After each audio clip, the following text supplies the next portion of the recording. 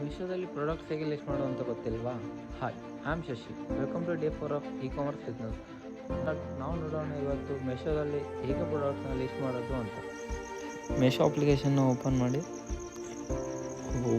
ಕೂಡಲೇ ಅಕೌಂಟ್ ಸೆಕ್ಷನಲ್ಲಿ ಹೋಗಿ ಅಕೌಂಟ್ ಸೆಕ್ಷನಲ್ಲಿ ಸಪ್ಲೈಯರ್ ಹಬ್ ಅಥವಾ ಸಪ್ಲೈಯರ್ ಪ್ಯಾನಲ್ ಅಂತ ಬರುತ್ತೆ, ಅಲ್ಲಿ ಕ್ಲಿಕ್ ಮಾಡಿದ ತಕ್ಷಣವೇ ನಿಮ್ಮ ಸಪ್ಲೈಯರ್ ಅಕೌಂಟ್ ಪ್ಯಾನಲ್ ಓಪನ್ ಆಗುತ್ತೆ.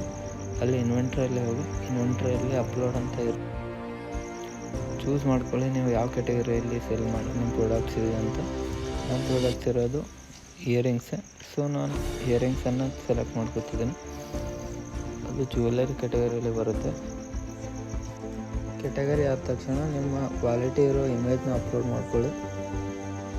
ಇಮೇಜ್ನ ಅಪ್ಲೋಡ್ ಆದ ತಕ್ಷಣವೇ ನಿಮ್ಮ ಪ್ರಾಡಕ್ಟ್ ನೇಮ್ನ ಇಲ್ಲಿ ಹಾಕಿ, ಅದು ನಿಮ್ಮ ಪ್ರಾಡಕ್ಟ್ಸ್ ಯಾವುದಿರುತ್ತೆ ಅದು ರಿಲೇಟೆಡ್ ಹಾಕಿ. ಸೊ ಅದಾದ ತಕ್ಷಣ ಡಿಸ್ಕ್ರಿಪ್ಷನ್ ಇರುತ್ತೆ, ಡಿಸ್ಕ್ರಿಪ್ಷನ್ನ ಹಾಕಿ. ಅದಾದ ತಕ್ಷಣ ನಿಮ್ಮ ಪ್ರಾಡಕ್ಟ್ಸ್ ಬಗ್ಗೆ ನಿಮ್ಮ ಪ್ರಾಡಕ್ಟ್ಸ್ನ ಡೀಟೇಲ್ಸ್ ಬರುತ್ತೆ. ಸೊ ನಿಮ್ಮ ಪ್ರಾಡಕ್ಟ್ಸ್ನ ಡೀಟೇಲ್ಸ್ ಕರೆಕ್ಟಾಗಿ ಫಿಲ್ ಮಾಡಿ. ಇದೇನಪ್ಪ ಅಂದರೆ ಕ್ವಾಲಿಟಿ ಮತ್ತು ಎಷ್ಟು ಕ್ವಾಂಟಿಟಿ ಇದೆ, ಕಲರ್ಸ್ ಯಾವುದು, ಮತ್ತು ಪ್ಲೇಟಿಂಗ್ ಇದೆಯಾ ಇಲ್ವಾ, ಸ್ಟೋರ್ ಟೈಪ್ ಮತ್ತು ಟ್ರೆಂಡು ಮತ್ತು ಟೈಪು, ಸೊ ಸೈಜ್, ಈ ಥರ ಬೇಸಿಕ್ಸ್ ಇರುತ್ತೆ. ಸೊ ನಿಮ್ಮ ಪ್ರಾಡಕ್ಟ್ಸ್ ಬಗ್ಗೆ ಇದೆಲ್ಲ ಫಿಲ್ ಮಾಡಿ. ಇದಾದ ತಕ್ಷಣವೇ ಪ್ರೈಸಿಂಗ್ ಇರುತ್ತೆ. ಸೊ ನಿಮ್ಮ ಪ್ರಾಡಕ್ಟ್ಸ್ ಬಗ್ಗೆ ನಿಮ್ಮ ಪ್ರೈಸ್ ಎಷ್ಟು ಇಡಬೇಕು ಅದು ಪ್ರೈಸಿಂಗ್ ಹಾಕಿ. ಸೊ MRP ಕೂಡ ಗೊತ್ತಿರುತ್ತೆ, ಸೊ ಅದಕ್ಕಿಂತ ಸ್ವಲ್ಪ ಜಾಸ್ತಿ ಇರಲಿ. ಅದಾದ ತಕ್ಷಣ ಇದು ನಿಮ್ಮ ಮ್ಯಾನುಫ್ಯಾಕ್ಚರ್ ನಿಮ್ಮ ಸ್ಟೋರ್ ನೇಮೇ ಹಾಕಿ, ಯಾವುದು ಇರುತ್ತೆ ಅದು ಹಾಕಿ ನೆಕ್ಸ್ಟ್ ಅಂತ ಕೊಡಿ.